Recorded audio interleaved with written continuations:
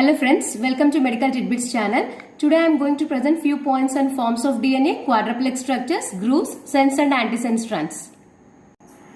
Introduction. As we all know, there are two types of nucleic acids, DNA and RNA. DNA is a deoxyribonucleic acid, whereas RNA is a ribonucleic acid.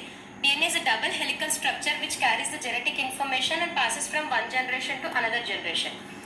And variations in DNA. Most of the DNA is the classic Watson and Crick, that is B form of DNA. Apart from this B form, we have another forms of DNA also like aDNA, zDNA, cDNA, dDNA and eDNA.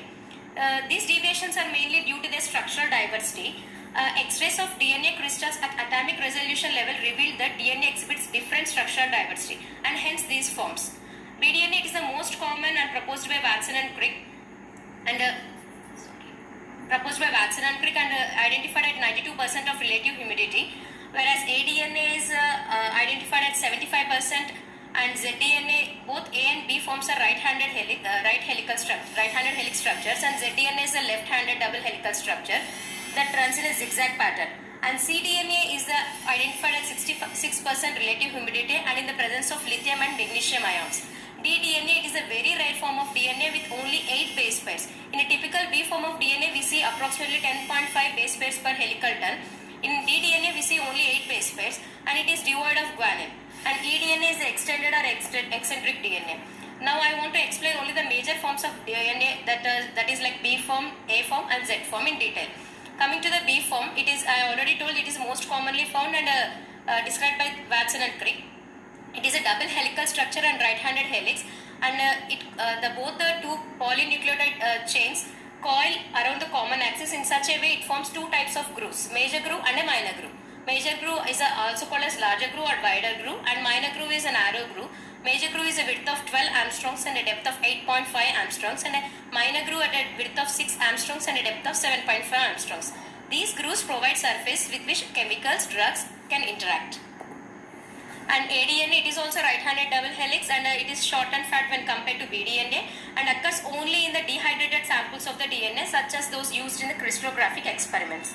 And zDNA, it is a left-handed double helix and runs in a zigzag manner and hence the name zDNA, or zDNA. And it has antiparallel strands as bDNA. It is long and thin as compared to bDNA, and the remarkable characteristic of this zDNA is the adjacent sugars have alternating orientation unlike the B form of the DNA. In zDNA, the purine side there is a syn conformation, that is the nitrogen base and sugar are near and on the same side, whereas at pyrimidine side the bases and sugar are distant and opposite sides. In zDNA we don't see any type of major grooves and only one type of grooves we can see, and there are 12 base pairs per turn. Unlike I already told you in B form we see approximately 10.5 base pairs. In zDNA we see 12 base pairs. And here is the picture that we can see A and B are right-handed helix, whereas Z form is a left-handed helix and runs in a zigzag manner. And here I have put a table showing different characteristics relating to A form, B form and Z form. Regarding helix, A and B are right-handed and Z is a left-handed.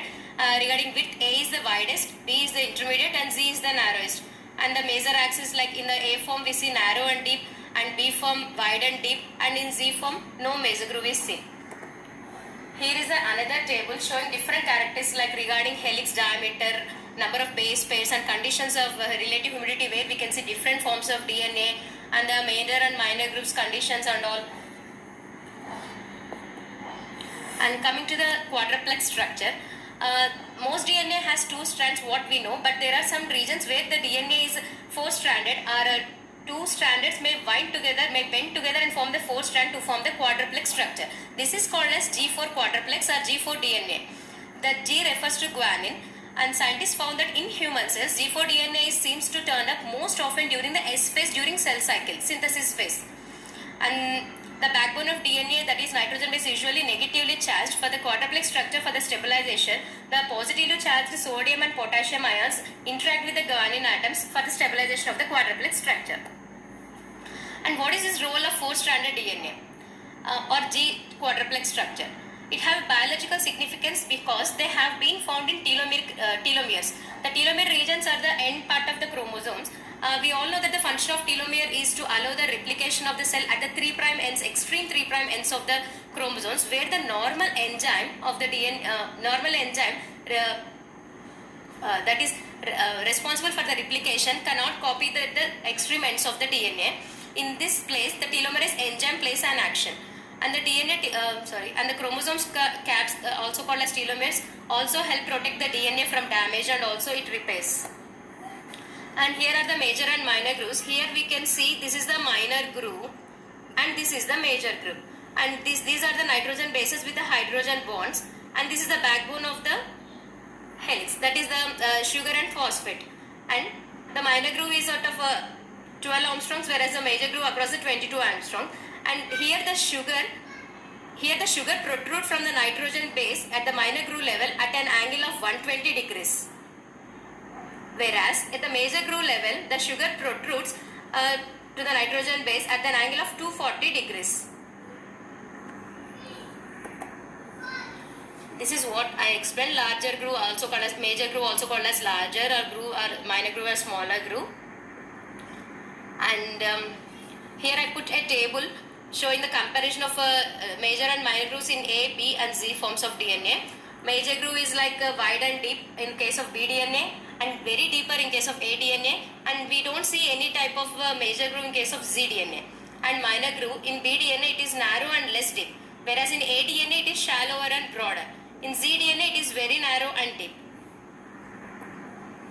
And coming to the sense and antisense strand, this is my last topic. And sense strand, also called as coding strand or lagging strand, because the sense strand contains codons. That's why it is called as coding strand. And during replication it continuously replicate. It doesn't continuously replicate. That is why it is called as lagging strand. And coming to the antisense strand, also called as non-coding strand or anticodon strand, because it contains anticodons. And it is also called as leading strand, because it continuously replicate. And it is called as template strand. Why? Because it acts as a template for the synthesis of the mRNA. And it also called as transcribed strand. Why? Because it is the strand which transcribed into mRNA. And here I have shown this is the DNA sense strand, this is the DNA antisense strand. DNA sense strand runs from 3' to 5', whereas antisense runs from 5' to 3'. And here we can see the synthesis of mRNA, the complementary codons to the antisense strand. These are temporarily bonded with the hydrogen bonds during the synthesis. And here I have put a table showing the differences between sense and antisense strand. As I already told you, direction in sense strand runs from 3' to 5' and antisense from 5' to 3'. And the transcription, sense strand does not involve in any synthesis of mRNA. It is not transcribed into mRNA. Antisense is transcribed into mRNA, and messenger RNA, it contains same nucleotide sequence except the thymine. In place of thymine in mRNA we see uracil. And in antisense strand, the messenger RNA it acts as a template for the RNA synthesis. So we can see the complementary codon sequence. And coming to the codon anticodon, it contains codons, that is why it is called as codon strand. It contains anticodons, that is why it is called as anticodon strand. And hydrogen bonding, we don't see any hydrogen bonds between the synthesizing mRNA and sense strand. Why? Because it will not take place in the synthesis of mRNA. It doesn't play any role in the synthesis. That is the reason we don't see any hydrogen bonding. Whereas in antisense strand, there is a temporary hydrogen bonding between the antisense and the synthesizing mRNA. And the tRNA, it contains the complementary, tRNA is complementary to the sense strand codons, and it is the same nucleotide as the antisense strand. These are my references. Thank you.